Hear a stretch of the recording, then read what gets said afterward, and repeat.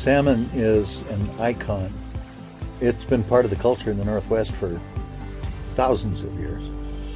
They're such a beautiful creature. As 3-4 inch little fish. They leave the Pacific Northwest, go to Canada and Alaska, and then find their way home. Our people fished on this river, and the very essence of our life was salmon. I'm a 4th generation fisherman. My great-grandpa was fishing out of here back when you had to pull nets in by hand. It's a big circle, and we're all related in some way. We're related to the earth, we're related to the river, we're related to the salmon. This magnificent fish it's just unconscionable to let an animal like that not continue to prosper, particularly when we can do it. But we've got to stay at it. We can't quit. Otherwise, we'll lose what we're all about here. We'll lose what makes us Northwesterners.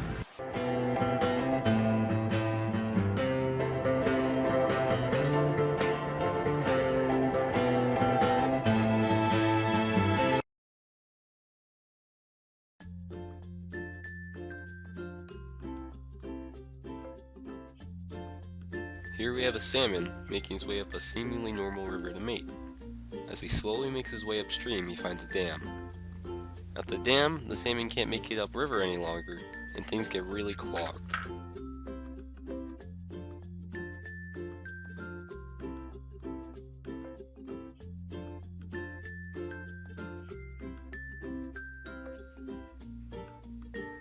Here we have a fish swimming up a healthy, normal stream. He finds no dams at the end, so he can make it safely after weeks of struggle to his natural spawning grounds. Here he can make millions of new fish. Isn't it a happy stream?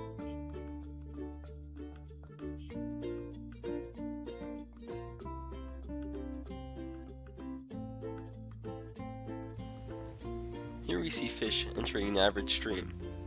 Above the stream nearby is fracking taking place to harvest oil. The fracking is depositing chemicals and causing them to enter the water table, which is harming the fish. As the salmon slowly progress upstream, they can face more challenges. Some of the most dangerous of pollutants can come from residential people. Runoff from fertilizers and oil from cars can get in the streams and is incredibly harmful to the salmon.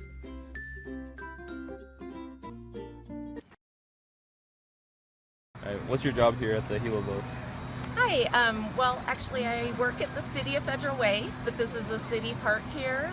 It's the West Hylobos Wetlands Park, which is a protected area. So I bring kids out here with the Storming the Sound with Salmon program to do some environmental learning hands-on here, so at the park. So why do they release the fish here in particular?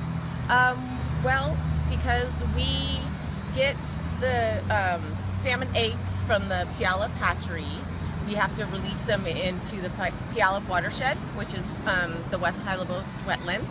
It's the only stream that we have in Federal Way that actually goes to the Puyallup watershed. And this is a great place in particular because we have the park here. And we have nice clean water, comes out of the wetlands, so it's perfect for salmon. Do you know of any issues fish are facing? Oh, yeah.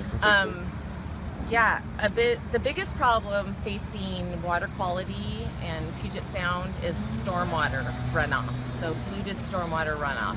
And that's rain that hits the ground and runs off like impervious surfaces, and it picks up like fertilizers, dog poop, oil that drips from cars.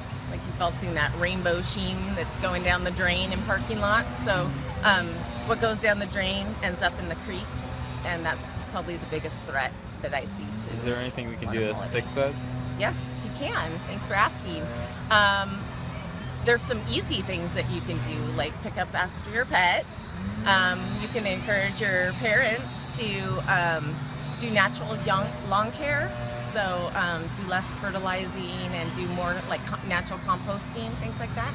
And then make sure your car isn't leaking, and you can participate in stewardship events like volunteering to help the environment. You can see that you guys like to bring in a lot of elementary schools and all ages. Do you guys like to reach out to younger audiences?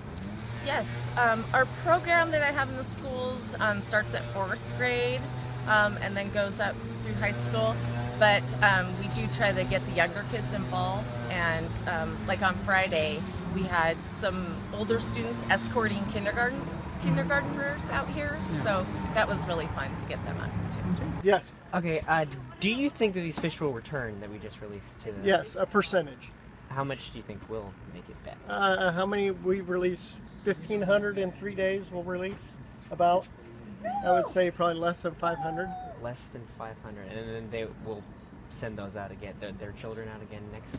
Well, when they come up and they spawn out, they'll spawn out all their eggs, and then they die, and that's what feeds them, and then they'll go back out. But it's not due to anything up here, it's just due to the ocean predation out there, because as they get bigger, then you have the seals and netting, fishing, you know, commercial fishing knocks the fire out of all of this. The netting in our rivers, you know, to me, as a sport fisherman, you shouldn't be able to net in a tributary, you know, because that's their last ditch. Go out in the open water, I think we would have a better population.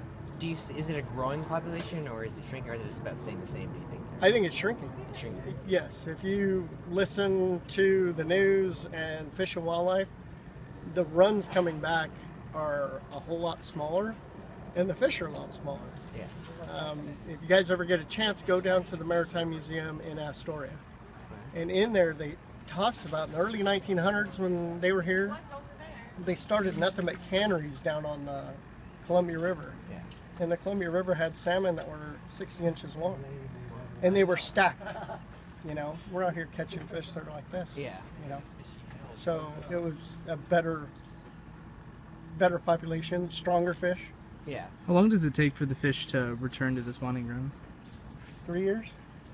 They stay here for a year, they go out for 2, and then they come back as adults, and that's when they spawn out. All right. I Thank believe. you. Thank you. But yeah, thank you guys.